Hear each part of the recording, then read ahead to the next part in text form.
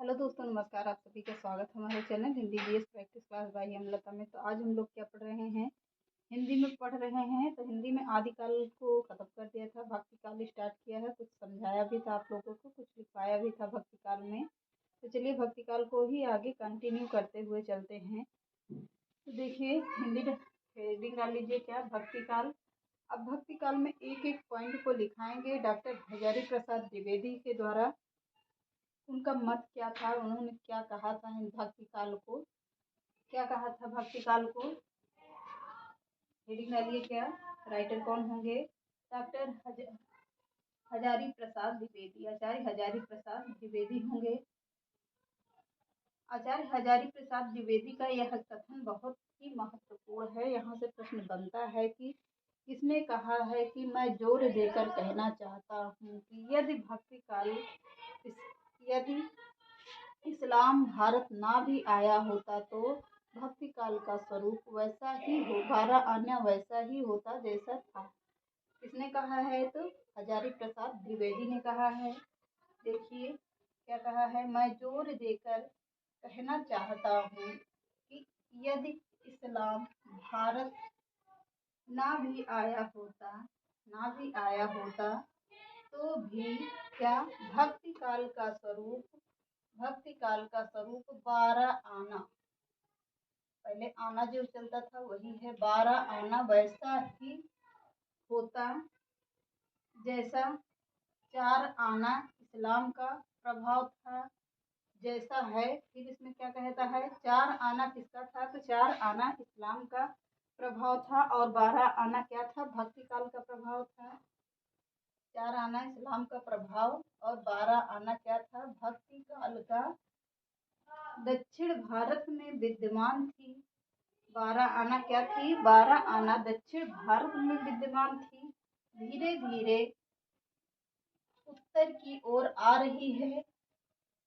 धीरे धीरे कहाँ पर आ रही है? उत्तर की ओर आ रही है। इस समय जब लोगों के हृदय शून्य पड़ा था तब उसे फैलाने का मौका मिला। क्या? धीरे धीरे जब लोगों के हृदय का शून्य पड़ा था, यानी उनके मन में कोई आशा नहीं थी, तब क्या था? उसे फैलाने का मौका मिल गया था। इसने शैव और वैष्णव धर्म को कह रहे हैं कि शैव और वैष्णव धर्म को फैलाने का मौका मिल गया था। फिर से देख लीजिए, इसका कथन है कि मैं जोर देकर कहना चाहता हूँ कि यदि इस्लाम भारत ना भी आया होता तो भी भक्ति काल का स्वरूप 12 आना वैसा ही होता जैसा 4 आना इस्लाम का था और क्या था? 12 आना भक्ति काल का था। 4 आना किसका था? तो 4 आना इस्लाम के ग्रुप का था, यानी 4% क्या थी? इस्लाम धर्म की थी और 12% कौन थी? भक्ति काल का था। दक्षिण भारत में विद्यमान थी, धीरे धीरे उत्तर की ओर आ रही है। इस समय लोगों की हृदय शून्य पड़ा था तब उसे फैलाने का क्या मिला? मौका मिल गया। किसने कहा है यह शब्द किसने कहा है? तो हजारी प्रसाद द्विवेदी जी ने कहा है। किसके लिए कहा है? तो शैव और वैष्णव धर्म के लिए कहा है। अगली हेडिंग डाल लीजिए क्या भक्ति काल को स्वर्ण युग माना जाना चाहिए? हेडिंग ही यही होगी, क्या भक्ति काल को स्वर्ण युग माना जाना चाहिए? पॉइंट करके लिख लीजिए। पहली बार आम जनता का दुख दर्द कहाँ पर व्यक्त हुआ है? तो भक्ति काल में ही व्यक्त हुआ था। पहली बार लोगों के मन में आशा खत्म हो गई थी, बिल्कुल निराशा ही थी। तब जब भक्ति काल आया तो लोगों के मन में क्या हुआ था? एक उम्मीद जग गई थी कि अब हम लोगों का शायद इस भक्ति काल आने से हम लोगों का शायद कल्याण हो जाए, हमारी कोई सुनेगा भी, हमारे विचार को सुनेगा, हमारे मौके को, हमारा दुख दर्द भी कोई सुनेगा। यही बात इसमें कहा गया है। पहली बार आम जनता का दुख दर्द व्यक्त हुआ, इसमें भक्ति काल में व्यक्त हुआ। अब नीचे हेडिंग डाल लीजिए क्या, भक्ति काल। अब भक्ति काल का विस्तार से शुरुआत यहीं से होती है। भक्ति काल की उत्पत्ति भज धातु से हुई है। किससे हुई है? तो भक्ति काल की उत्पत्ति किससे हुई है? भज धातु से हुई है। भज धातु से हुई है। भक्ति का सर्वप्रथम प्रयोग श्वेतेश्वर या श्वेतेश्वर उपनिषद में मिलता है। कहाँ पर मिलता है? श्वेतेश्वर एक उपनिषद है, तो वहाँ पर भक्ति काल का स्वरूप मिलता है, थोड़ा सा स्वरूप मिलता है, या भक्ति काल का सर्वप्रथम प्रयोग वहीं से मिलता है। कहाँ से? श्वेता स्वर है, कहीं कहीं श्वेता स्वर है, कहीं कहीं श्वेतेश्वर है, तो श्वेतेश्वर ज्यादा माना जाता है, तो श्वेतेश्वर उपनिषद में मिलता है। तो कहाँ पर मिलता है? भक्ति काल की शुरुआत कहाँ से हुई है? भक्ति काल की उत्पत्ति भज धातु से हुई है। भक्ति काल का सर्वप्रथम प्रयोग कहाँ पर हुआ है? तो श्वेतेश्वर उपनिषद से हुआ है। अब क्या करते हैं, पॉइंट करके इसको लिखते हैं कि किसने अपने अपने विचार व्यक्त किए भक्ति काल के बारे में। चलिए आगे उसी को कंटिन्यू करते हैं।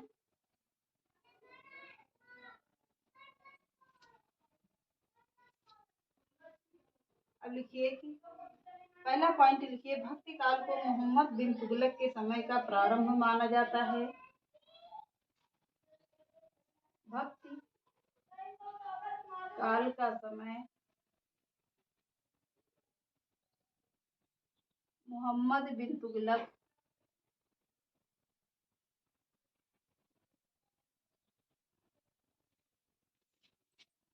मोहम्मद बिन तुगलक के समय से माना जाता है।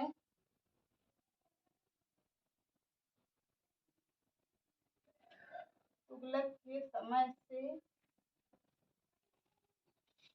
माना जाता है। इसके समय से तो मोहम्मद बिन तुगलक के समय से माना जाता है। अगला पॉइंट लिखिए। अगला पॉइंट कहता है, आचार्य हजारी प्रसाद ने भक्ति काल को एक नई दुनिया कहा है। किसने कहा है? आचार्य हजारी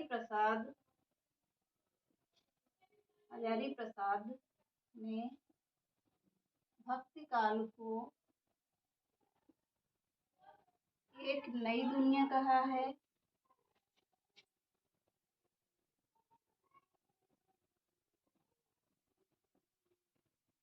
एक नई दुनिया कहा है। किसने कहा है? तो हजारी प्रसाद द्विवेदी जी ने कहा है। अगला किसने कहा है? जॉर्ज ग्रियर्सन ने भक्ति काल को हिंदी साहित्य का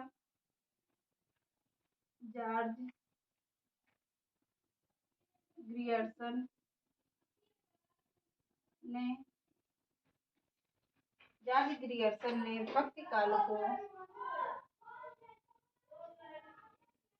भक्ति काल को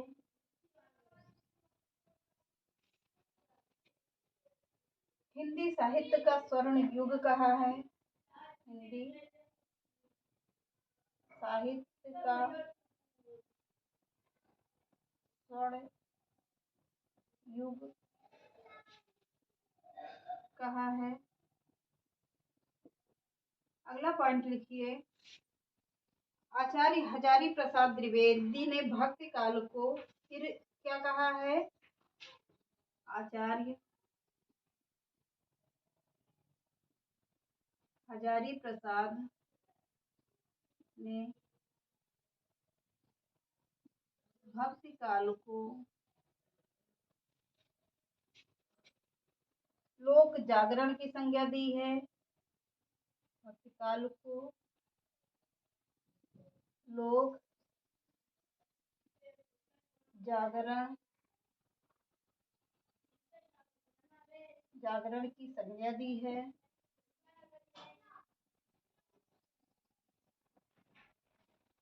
अगला पॉइंट लिखिए।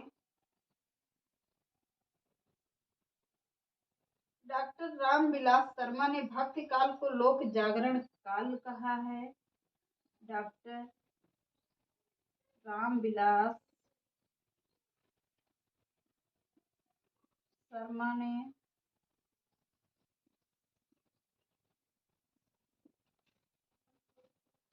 भक्ति काल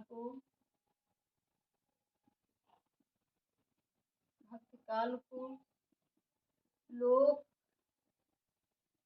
जागरण काल कहा है। क्या कहा है? लोक जागरण काल कहा है। किसने कहा है? तो डॉक्टर रामविलास शर्मा ने कहा है। अब क्या होता है, अब इसको देखते हैं। भक्ति काल को कब माना जाता है? भक्ति काल का समय तो मोहम्मद बिन तुगलक के समय से माना जाता है। आचार्य हजारी प्रसाद द्विवेदी ने भक्ति काल को क्या कहा है? एक नई दुनिया भी कहा है। और जॉर्ज ग्रियर्सन ने क्या कहा है भक्ति काल को? तो भक्ति काल को हिंदी साहित्य का स्वर्ण युग कहा है। आचार्य हजारी प्रसाद क्या कहते हैं कि भक्ति काल को लोक जागरण की संज्ञा दी है। किसकी संज्ञा दी है? तो लोक जागरण की संज्ञा दिया है। डॉक्टर रामविलास शर्मा ने भक्ति काल को क्या कहा है? लोक जागरण काल कहा है। किसने कहा है? तो डॉक्टर रामविलास शर्मा ने लोक जागरण काल का नाम दे दिया है। तो चलिए आगे हेडिंग डाल लीजिए, भक्ति काल, भक्ति आंदोलन। भक्ति आंदोलन हेडिंग डाल लीजिए। फिर इसी के आगे कंटिन्यू करते हैं कि किसने अपने अपने विचार में क्या क्या कहा है हिंदी को। तो यहीं से क्या होता है, एक दूसरे में क्या लेखकों में क्या हुई, अपने अपने विचार व्यक्त करने के लिए हिंदी को किसी न किसी को हर चीज का नाम देते रहे। चलिए इसी के देखते हैं कंटिन्यू।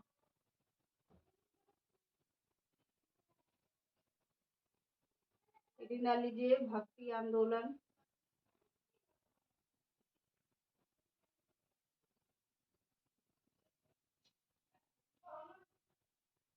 भक्ति आंदोलन। अब पहले एक तरफ लिख लीजिए थोड़ा सा विचार, एक तरफ लिख लिया विचार। किसने अपने मत या विचार, अपने अपने विचार भक्ति काल के बारे में व्यक्त किया। पहले कौन थे? तो पहला विचार किसने दिया था हिंदी के बारे में भक्ति काल को? तो कीथ वेबर ग्रियर्सन विल्सन। किसने किसने क्या कहा था? कीथ वेबर, और कौन थे? ग्रियर्सन या विल्सन। ग्रियर्सन और विल्सन, इन्होंने क्या कहा है, अपने क्या विचार व्यक्त किया है? तो चलिए देखते हैं। ईसाई धर्म की विचार में क्या कहा था कि ईसाई धर्म की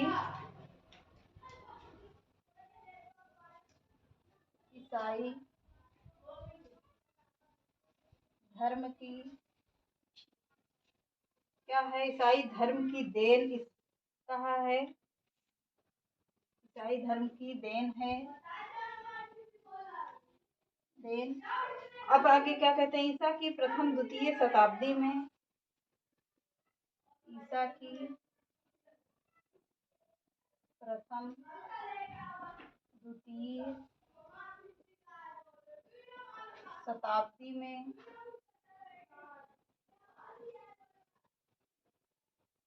बस गए। इन्हीं से क्या हुआ? भक्ति आंदोलन का विकास हुआ। शताब्दी में कुछ ईसाई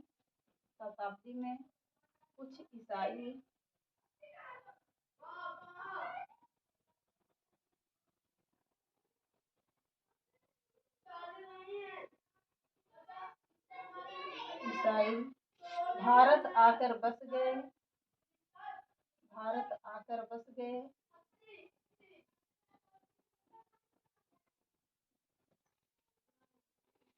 बस गए। इन्हीं से क्या हुआ है? भक्ति आंदोलन की शुरुआत हुई है। इन्हीं से भक्ति आंदोलन की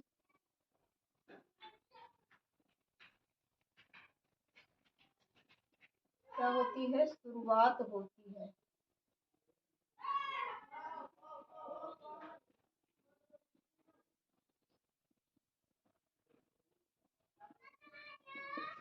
क्या कहते हैं कीथ और बेबस ग्रियर्सन और विल्सन क्या कहते हैं? ईसाई धर्म की विचार में क्या कहते हैं? भक्ति क्या है? ईसाई धर्म की देन है। ईसा की प्रथम एवं द्वितीय शताब्दी में कुछ ईसाई क्या हुए थे? भारत में आकर बस गए थे। इन्हीं से क्या होता है, भक्ति आंदोलन की शुरुआत होती है। तो किसके किसके विचार थे, कीथ के थे, बेवल के थे, ग्रियर्सन के और विल्सन के।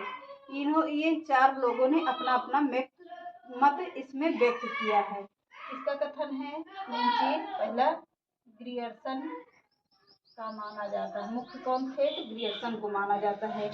अगला पॉइंट लिखिए, पॉइंट में करके इन्हीं का है ये। कृष्ण को, भगवान श्री कृष्ण को क्या कहा है, क्राइस्ट या ईसा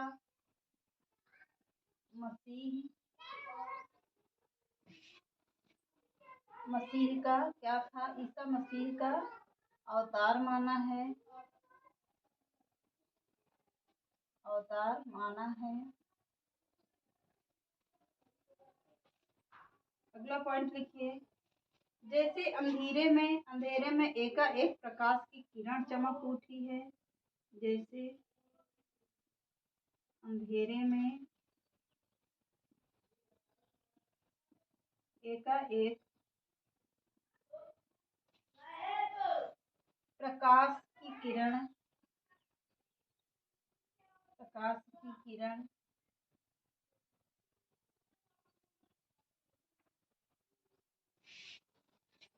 चमक जाती है। उसी प्रकार भारत में एकाएक